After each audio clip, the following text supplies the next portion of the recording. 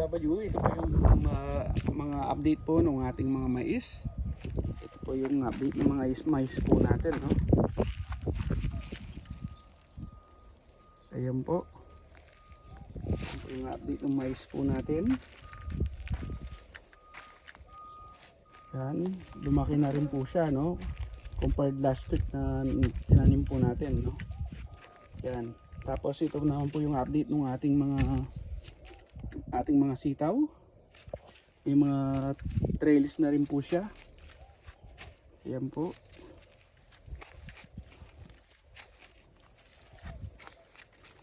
Yan po yung update ng ating mga sitaw. Yan po yung sitaw po natin, no? Yan po yung mga sitaw. At mayroon pong nakapag-survive na isang what do you call this one? Yung anong tawag natin dito sa Tagalog, yung beans, no? Yung tawag namin dito sa Kapampangan, yung bule. Pataw po yata sa Tagalog ito, yung bule baluga ang tawag nga namin sa Porac, Pampanga, bule baluga. Dahil usually po yung mga taga Ita, sila po yung nagbebenta sa amin, no? Kaya tinawag namin bule baluga. At ito naman po yung update ng ating mga kalabasa. Maliliit po yung mga kalabasa po natin, hindi pa masyadong lumalaki. Pero pag naka-recover po ito, pag nagkaroon ng maraming lugar po, mabilis pong lumaki naman po yung mga kalabasa, no?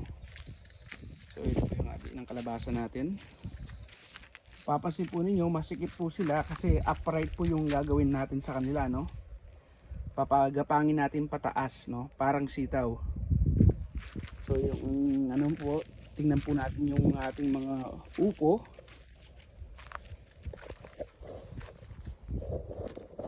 Yan po yung mga upo po natin, no? Ayan. Yan po yung upo.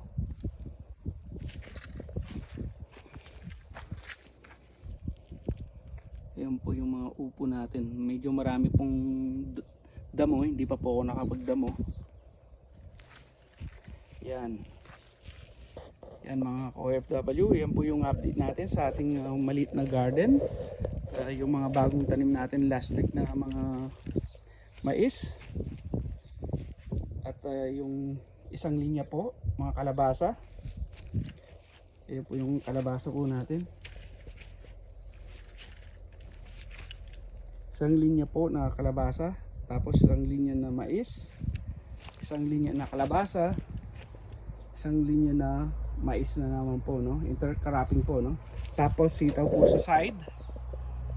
Ayan, sitaw po doon sa side. Tapos sitaw na naman po doon sa side na yon, no? Yan, medyo nagkulangan po tayo ng bamboo stick. So baka bukas po makabili po ako ng bagong bamboo stick para lagyan po natin yung natira po dito, no? Tapos yung pong tumubo na pataw, no? So yun po yung mga mais po natin sa side.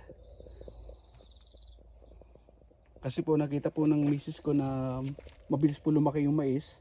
Inano na po niya na sa kanya daw yung una kong tinanim na mais. So nagpasya po ako ng bumili ulit para sa mga darating po nating bisita, yung mother ko po, father, tsaka yung kapatid ko, tsaka yung mother-in-law ko, para pag nandito po sila may harvestin po sila mga prutas, no? At mga vegetable. Ayan, so yan po mga OFW.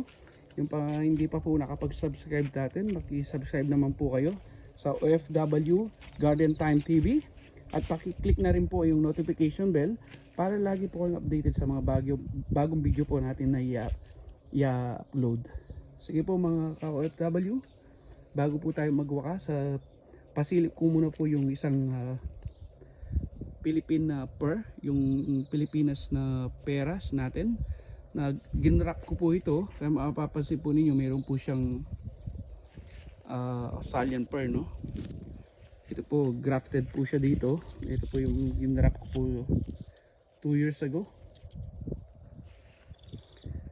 Tapos ito naman po yung Philippine Pear. Ikot po tayo. Ito po yung dahon niya, tsaka yung mga bulaklak. Ayan.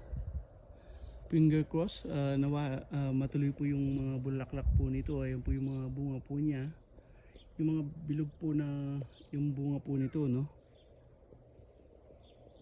Ayan po yung ating Philippine Pear. Ito po yung mga bulaklak po niya. Philippine Pear po ito. Ito, Philippine Pear po yan. Sige po mga OFW, mga ka-veggie fruit. Kita-kits po tayo sa susunod na video po natin. Sige po, bye bye.